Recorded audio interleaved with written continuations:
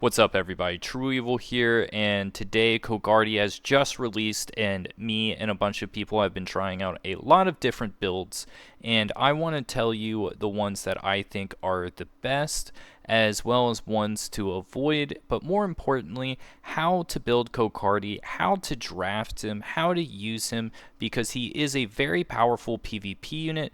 But if you don't go in with the idea of how to use him, it might be some bad news bears, and you might think that his kit might not be as strong as it truly can be. So without further ado, let's talk about why Kokardi is an amazing bruiser. So the reason why Kokardi is a must pull in my opinion for bruiser teams is because of his passive, which really fills a niche role in the bruiser line that no other unit can do. And that is not even the attack, it's not the turn meter increase, it's not the crit rate up, it's the when any ally is alive, Kokardi cannot be selected as the primary target by enemy skills. And this is really important to note because this means that, say, like Holden can't counterattack, Makoto can't counterattack. It's sort of like the same thing as Void. Now, there are a couple of ways to get around this. Viper can still counterattack Kokardi, but, you know, Kokardi is really filling a big role here, and more importantly, he can't be targeted, so that means Rahu's follow-up attacks cannot absolutely obliterate him.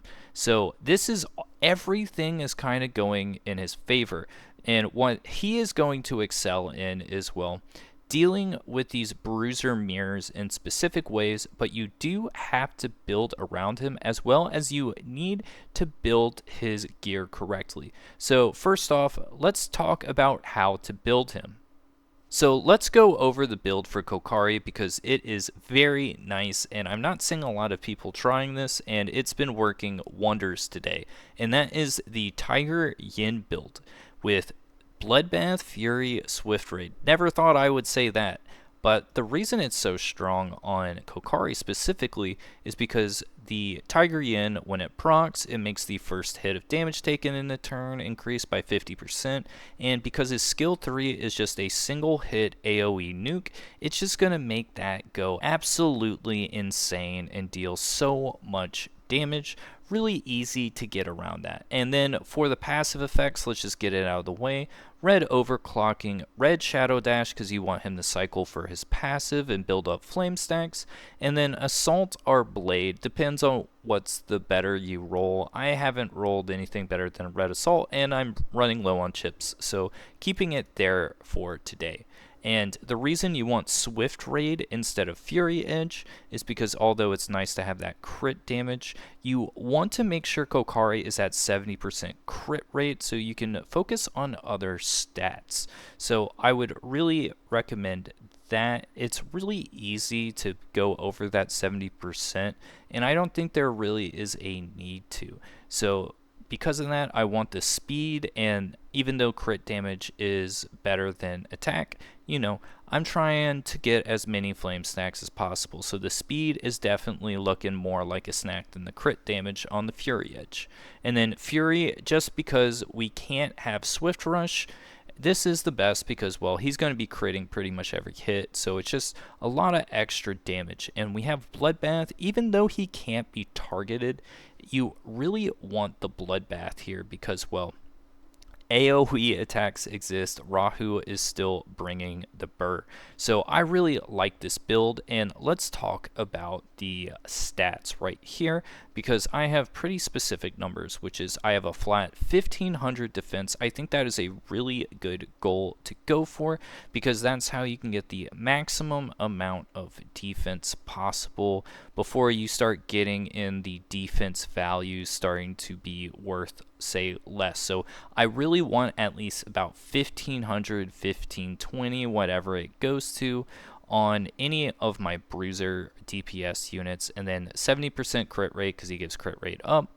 I have a little bit of effect accuracy just because not the best rolls, and the speed right now is at 248. You're going to want this to be between 250, 310. It really depends on how you build. It's going to be really hard with this Tiger Yin build. This is the slower version of him than say like a Codex build, which we will talk about why you should try a Codex build in a little bit. So this is what we're locking at. You can do a crit rate, 2 crit damages, or you can do 3 crit damages. Just really depends on the crit rate. So that's how I'm going to say how to build him. And of course, you're going to want to see, does he stack up? So let's watch some matches and really see how Kokardi works out.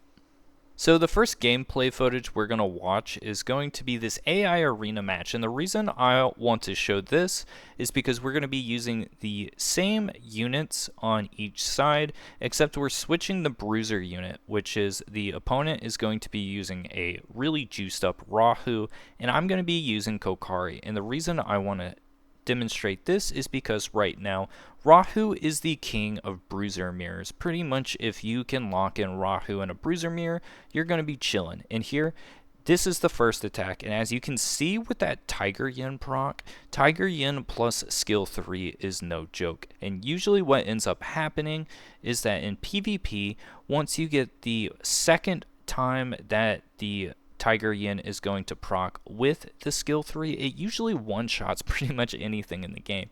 So that's a really big thing to choose. And as you can see, we're doing a lot of that sort of like square off. And as you can see, Rahu is still doing a whole lot of damage. But we really want to see, can Kokardi actually beat Rahu? Because sometimes people are like, oh, I can just pick Holden in the Rahu, easy. And then you get into reality and you see how scary Rahu is with those Ras stacks, basically becomes unkillable and slaps the Holden around like a wet noodle. Will Kokardi be like that? And the answer is, I don't think so, because he can't be targeted here. It's really, really nice. And it makes it so you're just chilling pretty hard. And here we really want to see with the plume proc here, can Kokardi absolutely wreck this Rahu?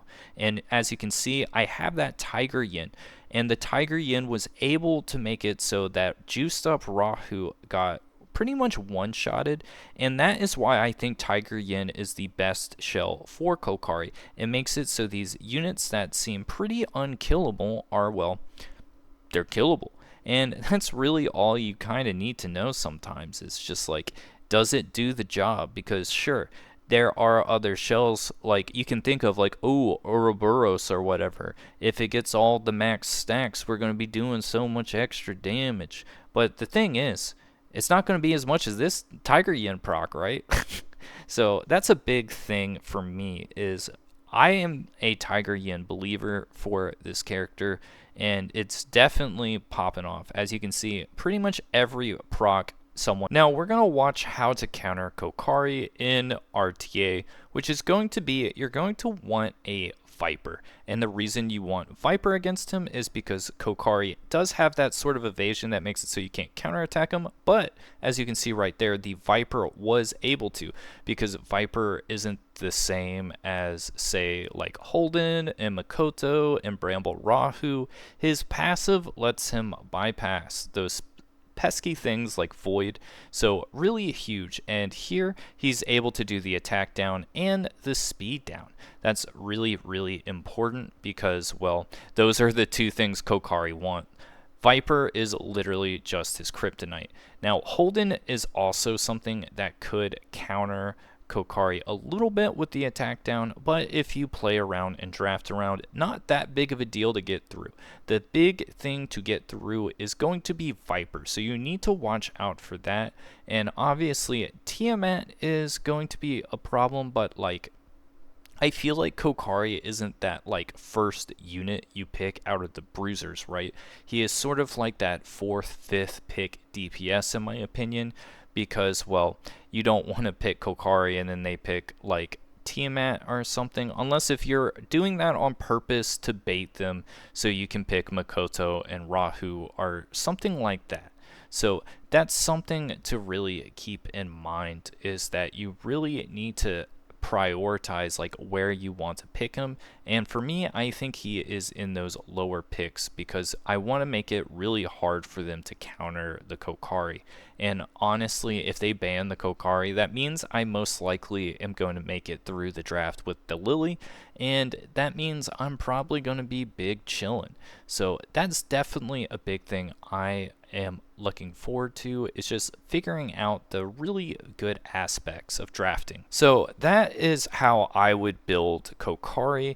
I really think this Tiger Yin build is the way to go, and I would also really heed my advice on those tips where you really need to watch out for Viper, because Viper is just Kokardi's bane, as well as watch out for things like, say, Holden's attack down. Watch out, don't pick him into just straight up Tiamat unless you're planning on banning Tiamat. Doing a lot of things like that. You really want him on that like 4th, 5th pick slot, and really have that primary unit be, say, something like a Rahu. Get those support units like Lily, and then pick him later on when it's harder to have that counter pick to him. So those are my big tips on Kokardi, and he's definitely one of the best units because of his passive, but you have to draft him right, because if you draft him in a undesirable way, then, well, he's going to seem weak sauce, but he's not weak sauce. He's Sriracha, baby. He is bring in the heat. So that's all for today. Hope this guide helps you, and if it did help you, slam that like button and leave a comment. It really helps me out when you do that. So see you again with another Etheria Restart video once I figure out my furniture situation, because I'm really not digging sitting on the floor and using a Funko Pop box as a computer stand. So see you guys next time.